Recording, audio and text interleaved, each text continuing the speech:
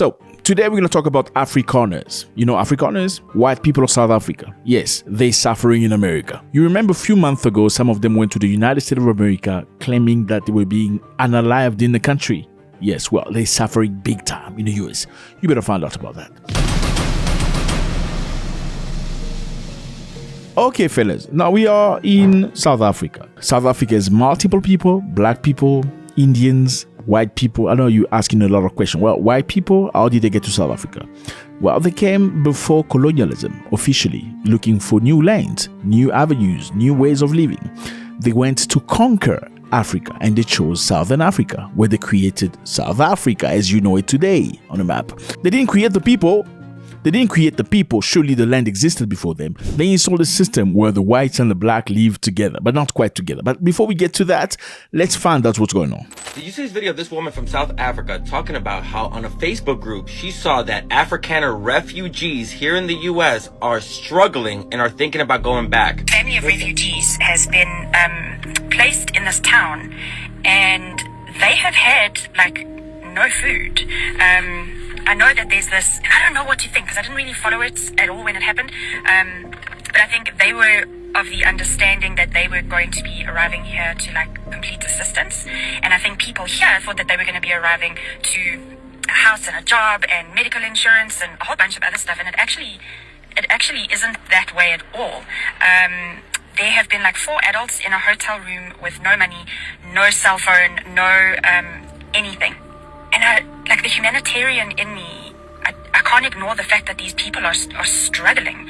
But there's this one side of me that's like, fuck that. If you hadn't heard the story, Trump has been letting Afrikaner refugees, heavy on the quotes, into the US. They came here with the lie that the South African government is persecuting them because they're white. So at a time where Trump is not allowing any refugees to come into the country, he is allowing Afrikaners into the country. And like this article perfectly states, they're not refugees, they're opportunists. And these opportunists really thought that when they got to the US, they were going to get a house, a job, a car, a cell phone, health insurance completely paid for. They really thought that Daddy Donnie was going to take taxpayer money and give it to them. You know, believing all those lies that people of color come to the US to seek refugee or asylum and then they have it on easy street, which, surprise, surprise, it's not true. And it doesn't matter how much those South Africans hate it here, they can't just go back home.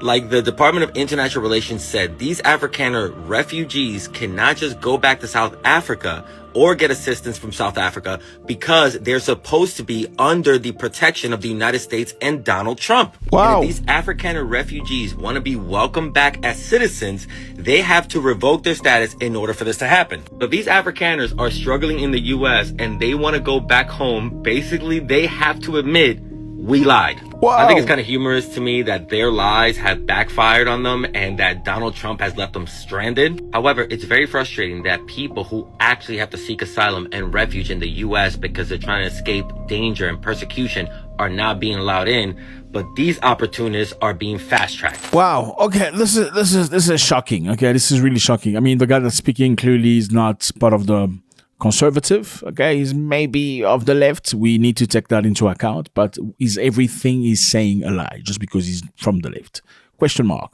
Well, the truth is, a lot of white South Africans left South Africa for the United States of America under the protection of Donald Trump. What protection? Because there was stories along the lines that white South Africans were being unalived in numbers. They actually used the word genocide for that, saying that they were being finished. You know, if you look at the definition of genocide, it's something totally different. Now, is South Africa a dangerous place? Absolutely. Are people getting unalive every single day in South Africa? Absolutely. People get unalive in South Africa every single day for having a little piece of chocolate in the mouth. Okay, maybe not a chocolate, but for holding your cell phone, you're probably going to get unalived. If you stand in the street, you have money in your pockets or your wallet, you're probably going to unalive you. If you're very lucky, they're going to take it from you and not unalive you. If you're not very lucky, they'll take it and shoot you, and that's bad. Now, does this only happen to white people in South Africa? Absolutely not. It happened to everybody. Blacks, Chinese, Indians. Yes, there are Chinese and Indians in South Africa that live the same situation. Well, it's very sad because you would think because the country has gone through apartheid where white people persecuted black people for a long time, these criminals will only target a specific group of people. But no, they don't care. They go through everybody. If you stand in the street with something that, yeah. And also if they know that in your house you have no gun to protect you, they're probably going to come in. South Africa has a law that allows people, like in America, to hold a gun. You can have a gun, personal gun, to protect yourself. And unfortunately, many black people don't have guns like that. For the majority of cases, it's mostly white people that have it. And in most cases, criminals tend to fear a place where they know they're going to find resistance. Do we agree to that? Yeah. So you don't want to go to a place you know they're going to be guns and stuff. So they tend to attack people they know vulnerable with a lot of chances of survival for them. You know what I mean? Now, are white people getting unalived? Yes, they are being unalived in farms, especially those who live in farms. Sometimes people get in there, they do very, very nasty things, bad things that need attention, definitely. Now, is this a problem? It is a major problem all across South Africa. But is this a specifically problem with white people being genocided? Well, if we had that, we probably would have seen the videos about genocide. Now, for context, Elon Musk revived the idea along the lines that white people in South Africa were being unalived in numbers. He said that there was genocide happening in South Africa. That's what he said. Then Donald Trump backed him up. Well, later on, we found out that one of the reasons why he did that is because his company, Starlink, was not allowed in South Africa. Okay, they asked him to pay 30% equity of his company. Basically, if you want to take your Starlink into South Africa, South Africans need to own at least 30% of your company. Not that you give them, but they have to buy shares. And Musk didn't want that. And that was one of the motivators for him to push the agenda along the line that white people in South Africa were being unalived in number. Now, there was another idea saying that South Africa was taking land from white people by force. Okay, you remember when white people went to South Africa, they took land. Okay, they beat up South Africans, older grandfather, beat them up bad. They beat them bad. Actually, in 1913, they created a law called the Native Land Act. The Native Land Act basically just meant black people would not own any lands anymore. Okay, this is your land. It's Africa. We've come from Europe, but this is ours now. Okay, all the land belongs to us. If you want to have some part of the land, you better be working for a white man. If you don't do that, then you can fly cat, or else we're gonna beat you up and take your clothes off. I mean, did they have clothes though? Anyway, let's continue. So I'm just kidding. So yeah, and as you would imagine, most white people have land. They had land back in past, and black people did not have land. Up until now, they talk about the white people of South Africa having more than 70% of the lands. You know, that belong to the minority. But remember, the white people in South Africa are minority. The majority blacks have no lands at all. They're now free, but they have no land. So let me put it into context. In 1948, everything was officialized. That's when they had what you call apartheid. Apartheid was basically separating white people from every other race. You know, white people on top of the chain. You have the Indians, you have the coloreds, and then you have the blacks. Yes, there are coloreds and blacks in South Africa. They're not the same. They're different. I know in America, you have coloreds that are blacks and coloreds. But in South Africa, you have colored and you have black. In matter of fact, colored in most cases look a little bit lighter in skin complexion compared to black people. Yeah, you may find some black, dark looking colored after, you know, when you have kloof and stuff and you mixing each other. Okay, anyway, forget about that. Surely you can get some dark looking colored people, but colored in some cases, a good number of them also retrace their ancestry to some places in Asia. Okay, even though they're Africans, but they're also part of people that mix with some of the people, the Malays and the people that came from Asia. Anyway, so apartheid separated people. White people at their side, black people at their side. There were schools for white people exclusively where black were not allowed. Restaurants for white people, no black allowed. Hotels for white people, blacks not allowed. Neighborhoods exclusively white people. When black walks across the neighborhood, they're going to come with the police car and ask him, what the hell are you doing here? Little N. Okay, South Africans use K in the word, not the N word. So basically it means the same. But yeah, that was the story. But many years down the line, 1994, Nelson Mandela, this man right here, came out of jail. Then they organized the biggest election in South Africa after international pressure. the entire world was unhappy and tired of the apartheid regime. The Western collaborators of the apartheid regime left it because, listen, we can't continue the situation. Mandela went through the election. He won the election through the ANC, which was the biggest political party in South Africa. I believe it still is today. And after that, black people got freedom. They could now share schools with white people. They could go to the same hospitals. They could share restaurants. They could drink water from the same water fountain. But then there's still something not right because the majority of land is still owned by white people. Black people own almost nothing. Sorry. But white people are doing a great job also, you must mention, because a lot of them are farmers. They're producing the food in South Africa. The apple, the pineapple, the cabbage, the carrot, the chicken, the beef, the milk. They produce a lot of that through the land. But there was a brand new law in South Africa wanting to get some of the lands back from white people. Not by force, but listen, you need to understand a lot of the lands you have, you don't use. So if you don't use a land that your great-grandfather acquired in 1913, and it's like 20 soccer fields empty that you've never invested in, you've never put any money into it, no bricks, nothing. Can we take the land back so we can assign it to the government so the government can build a school or maybe an hospital? Well, that's where things went south. And Donald Trump intervened, saying that South Africa was taking land indeed from white people by force. Now, during that specific window, some Afrikaners who are Dutch descendants and French, okay, so their great-grandfather, some of them were Dutch, some were French, they all mixed. They have a specific language called Afrikaans. Not all of them, some of them decided they wanted to leave the country because there was an opportunity offered by Donald Trump saying that because you're persecuted and stuff. You remember South African president and his delegation going to the White House to justify themselves that they were not killing white people. Yeah, so that opportunity was given and allowing many white South Africans to go to America and go stay forever. Okay, you can come. And remember, at that specific time, Trump was saying we don't want no more refugees in America, but we have a window for white people of South Africa. They can come. Now, many of the whites apparently were 100% sure that they will get to America, will be assigned a job, a location, maybe a house for a while. They're going to be paying, maybe a car, maybe an insurance company, maybe yes, maybe not, But apparently right now things are very difficult because in America there's a lot of majorities are not black people are minority. Unlike in South Africa where when you're white and you're minority, you're possibly like special people because you're minority. In America, majority is white people. So you're probably going to have to work as a bouncer, work as a cleaner, work as a gardener. Those are some of the jobs that white people in South Africa don't necessarily do. It's jobs for black people. Now, when you find yourself in America where you have to pick up the trash, that is not something you are habituated to do because you used to be in the office while the blacks are doing all the jobs. So anyway, it looks like it's very difficult right now. And number one, they cannot return to South Africa. Why? Because they're under the protection of America.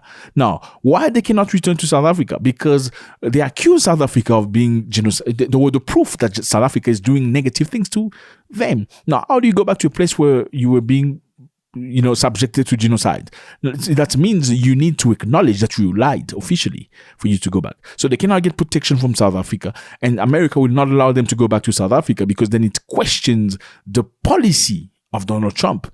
Now, the question is this one. Were they really sympathizing with them? Okay? Or it was just policy, a way to push forward a narrative so they can gain ground. Let me know how you feel about this. Let me know how you feel about this, fellas. Afrikaners in America apparently are going through a very tough time. Is this true or not? Sensationalism? I can't even pronounce sensationalism. We don't know that. But the truth is, it's not very easy to leave a land where you were born. Your grandfather was born, to go to a new land and obviously expecting that things are going to be easy. And if they don't go as easy as you expected, what are you left with? God bless. Oh, before you leave, fellas, you need to drop a comment. We need you to drop a comment. This has to make sense. Julius Malema of the EFF had some very interesting things to say. Let's watch. Fighters, we say today at the funeral of our young people that our struggle is global. The pain of our children is connected to the pain of children in Palestine, where bombs are dropped on homes, hospitals, and schools. Okay, talking about Palestine. Bombs are dropped in Palestine. Our pain is not our pain alone. Our pain goes across the world. Malema is a very interesting human being that doesn't put himself apart. Okay, he doesn't put necessarily his struggle apart. He sees a general struggle throughout Africa and the world. He wants equality for the people. Let's watch. Thus in Gaza echo the cries we hear here. We say to the Israeli apartheid regime, the world is watching and history will judge you harshly. Okay, the world is watching and history will judge you. Now, let's just be honest here, okay? They went to Gaza because of what they say happened on October 7th or October 8th, 7th, whatever. It was bad, very, very bad what happened in Israel at the time. Was very bad. But we have many questions here, okay? What about the people in Gaza? What about the people that are not terror? What about the people that are just young kids? What about women who are not combatant? What about elderly people who are starved, who are in difficulties? Now, it's very interesting to see Malema speak out. Whilst there are countries in Africa where the leaders are scared to speak out. Look, I don't care whether you're my friend or not. If what you're doing is right, good. If what you're doing is wrong, I'm going to speak out. I don't care if you're my friend or not. If you're beating up on a little boy that's 7 years old, I'm sorry, my friend. You're not going to be my friend. You're not going to be my friend. I may say there's something wrong with you.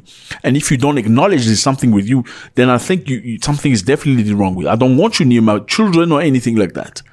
Now, there are African countries that are supporting what's happening in Gaza. I'm not going to name here. I don't want to do that. But there are African countries, because they believe in the Bible, they think what's happening in Gaza makes sense. Because they believe in the Bible, they think everything that's happening in Gaza is justified in the Bible. You need people with brains to lead countries. Yes, let's go. The EFF stands firmly with the people of Palestine and will never be neutral in the face of genocide. We stand in full solidarity with Iran, a country under siege from Western imperialism for choosing independence.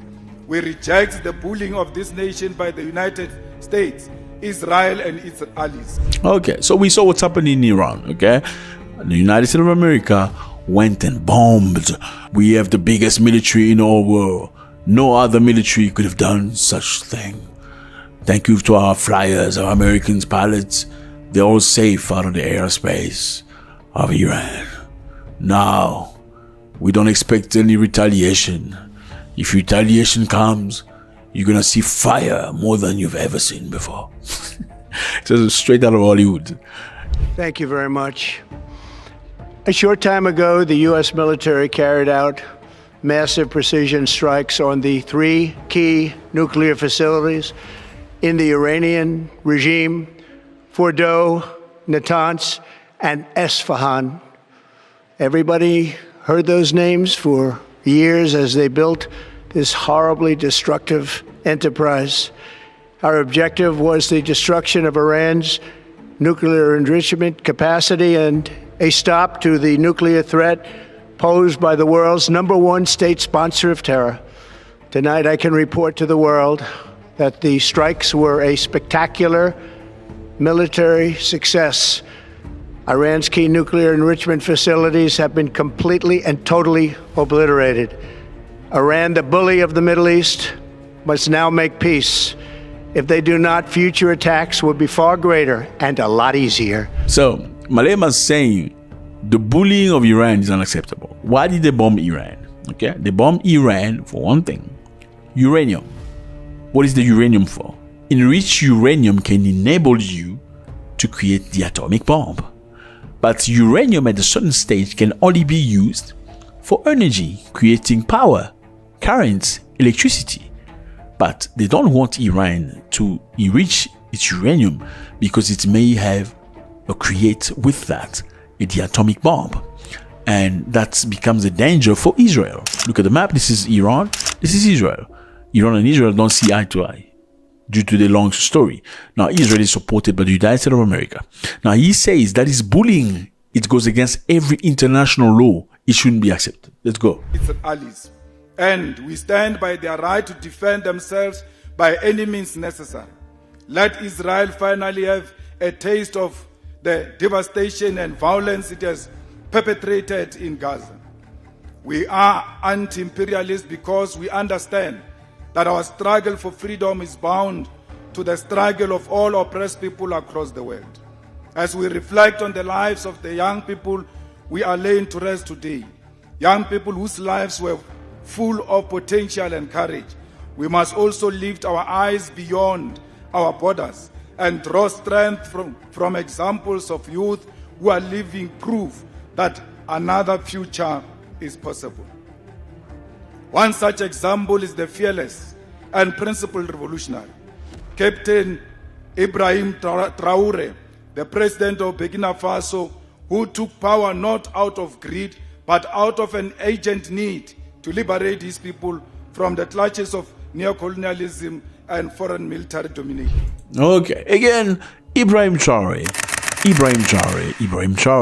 Young man, 37 years old.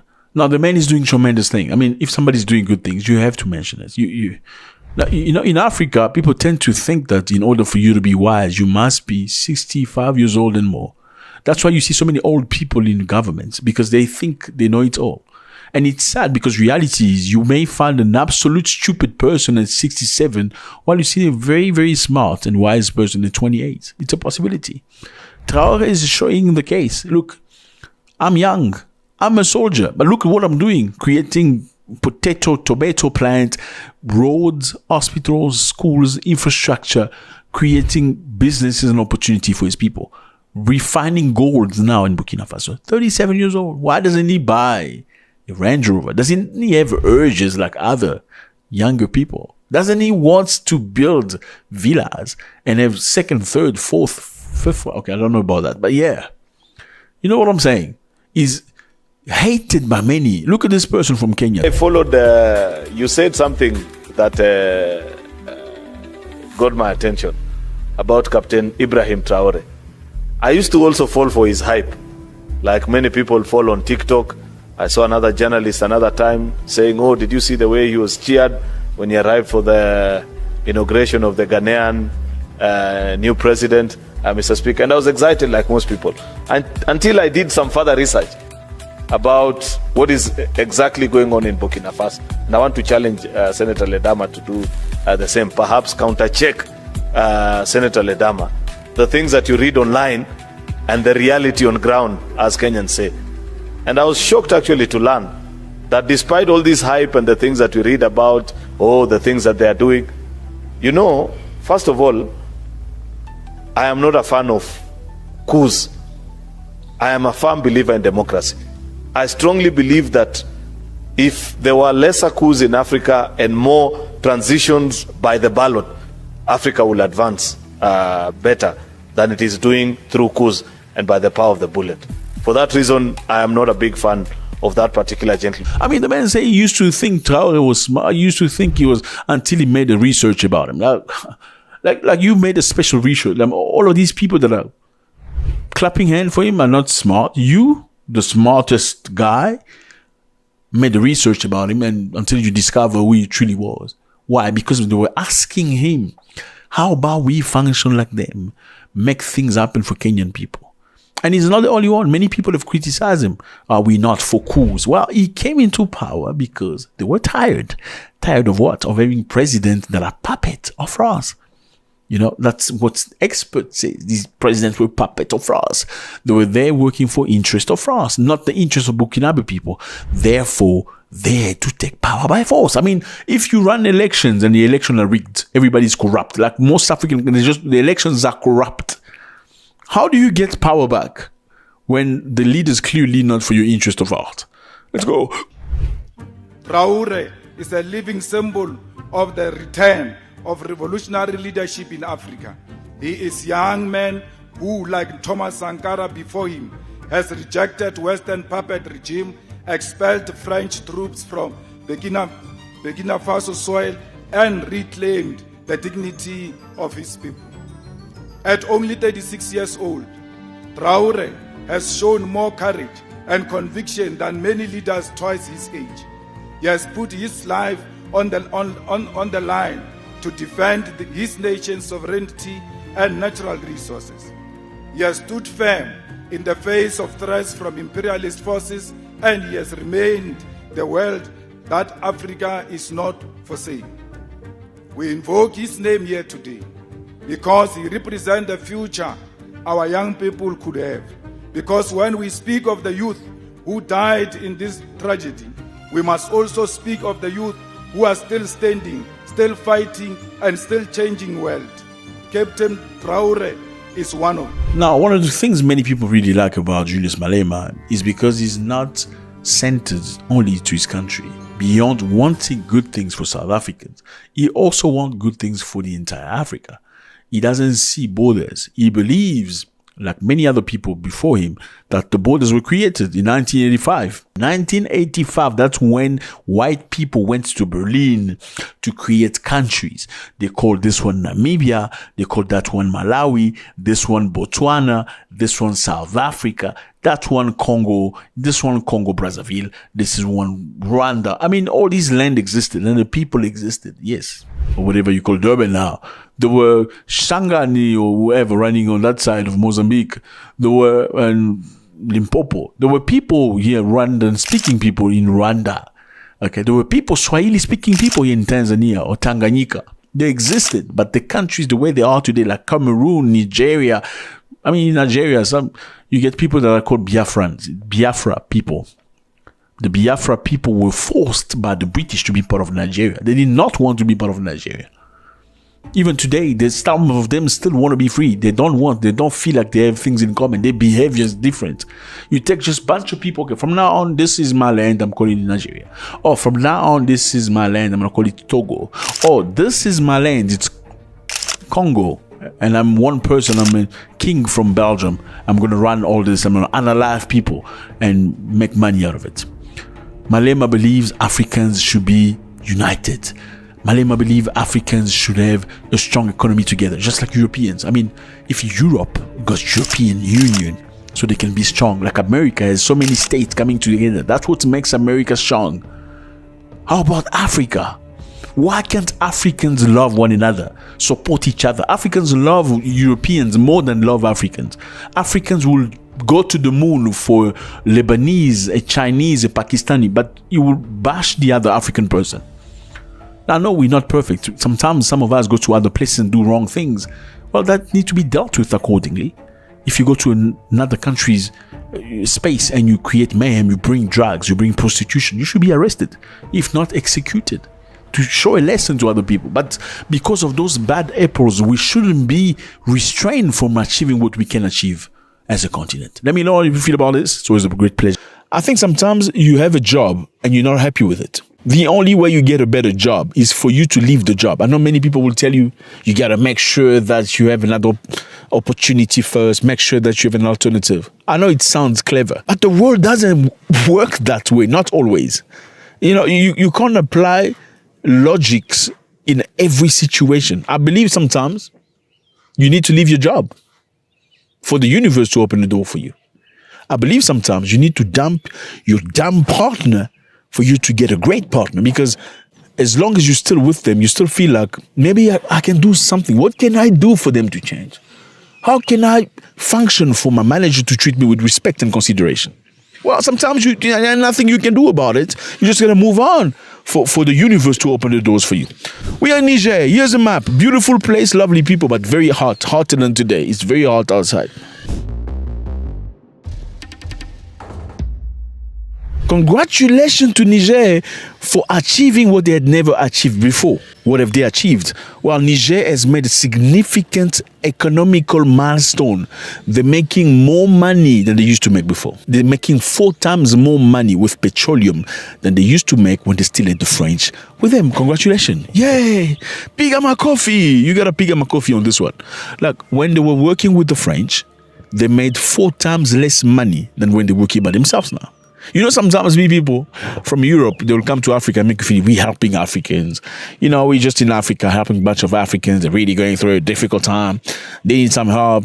They need food. They ain't got no water. You know, it's all that stuff. But the truth is, they are actually gaining more than the Africans are gaining from their presence. Now, how has this occurred? We need to find out about this.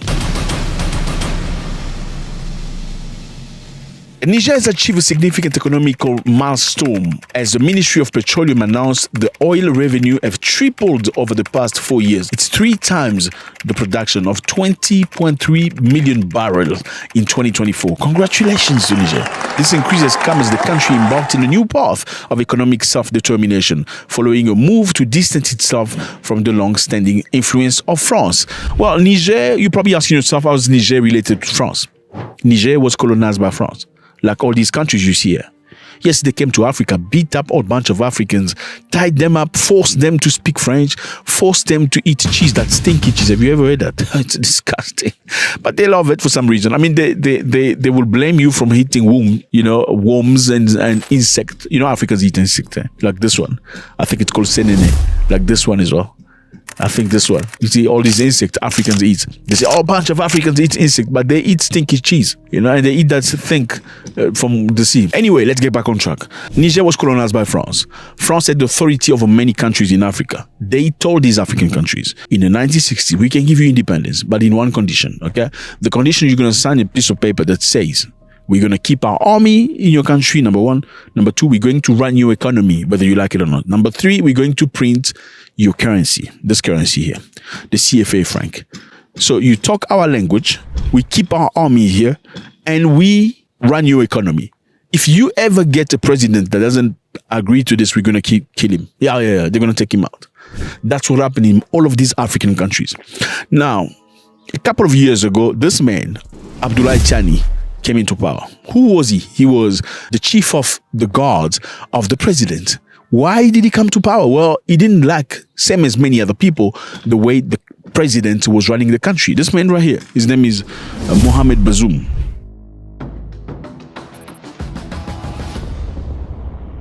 He didn't like what Bazoum was doing. Matter of fact, Bazoum was just basically a slave. He was working for the masters. He opened opportunities for France, made sure France took as much riches as possible. France was running the uranium company in a foreign land.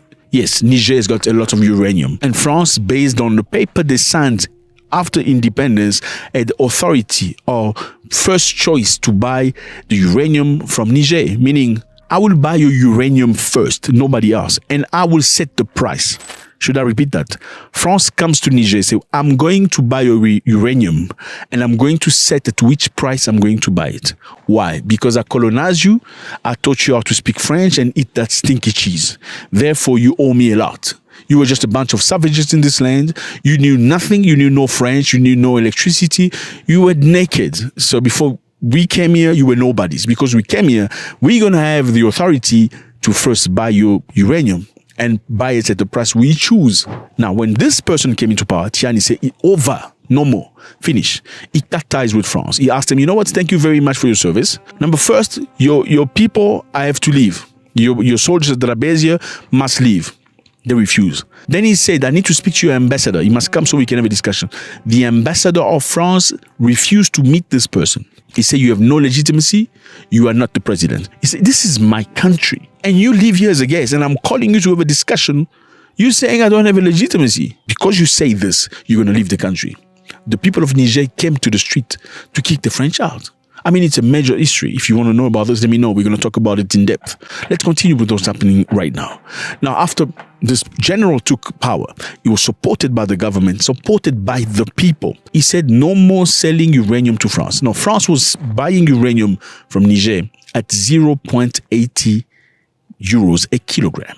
The same quality uranium they were buying at 200 kilograms from Canada. So for the bunch of Africans, we'll pay 0.80, and for the Canadian, we'll pay 200 for the same quality of uranium. That shows you how they see you, right? Now, France was buying so much uranium from Niger that they were creating electricity with it. They bought so much uranium, they started selling electricity to other countries in Europe. But in the meantime, the uranium was not helping Nigerian because Nigerian people were sleeping in the dark in some cases. I mean, imagine you producing so much uranium that a foreign country will buy and create electricity and resell to other countries. In the meantime, your own people are sleeping in the dark. How do you explain that? Now, this new general said, no, none of that. Finished. Enough. We're not doing this game anymore. Now, uranium from Niger costs $200 a kilogram, whether you like it or not. Finish. Piga makofi. Congratulations. Now, what we're talking about today is what? Niger has got uranium. They also have petroleum, the oil, okay? A lot of it. When they were being run by the French and French companies, they got much less money. Now they're getting 3 times the amount of money they were making before. Now they've used 3 strategies. Strategy number 1. Niger has intensified operation at the Bilma R5, R6 and R7 blocks, which are managed by Nigerian petroleum companies. Okay, so they are managing their own companies and they're producing much more petrol right now. The second, they saw major investment in local workforce development. By training, empowering Nigerian engineers and technicians, the government reduced dependence on foreign expertise. So Niger took time to train Nigerian, okay, to learn how to do things. They're engineers, they're workforce, they are Nigerian now. They're not importing people like they used to do in the past. They've stopped. That's at least one of the things that have pushed them forward. Niger has strategically diversified its international partnership, notably with Asian and Middle Eastern stakeholders, resulting in more favorable contracts and greater control over its resources. So back in time, Niger only dealt with France. It's like the French came and like Africans feel like their colonizers came to teach them life. There's a complex. I'm sorry to tell you this. Many African nations, if they were colonized by France, in most cases, as soon as that African person makes some money, he enters the middle class. The first thing you want to do for him and his family is to fly to Paris. Yes.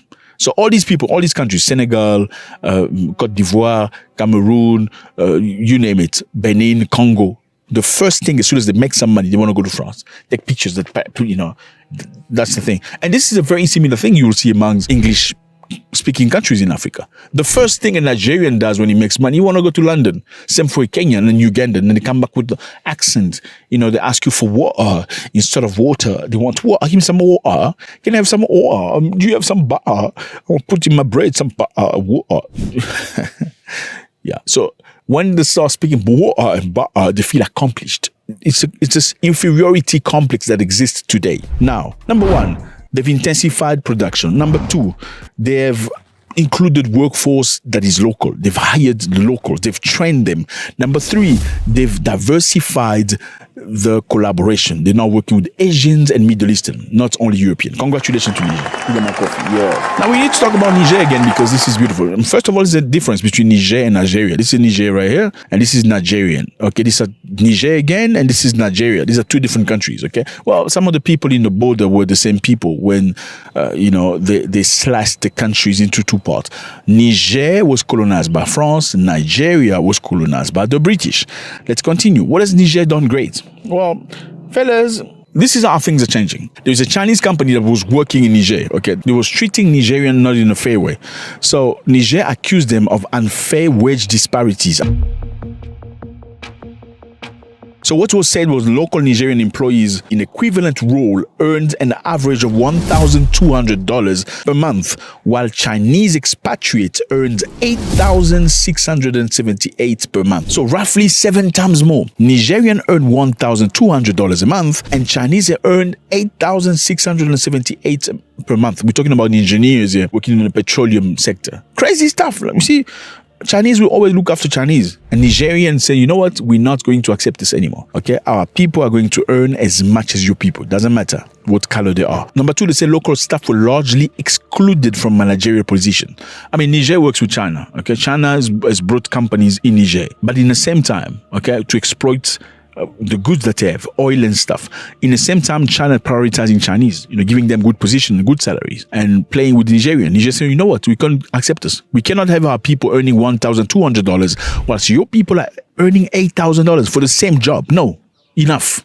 Number 2, we want our people in managerial position. They have to be part of management. Most Chinese, when they come to Africa, even to build roads, the people running in the street, are black people, but the people on top are never black people. Niger said, not here. You can do that in Kenya, not here. We don't play. Number 3, they say lack of career growth or technology transfer.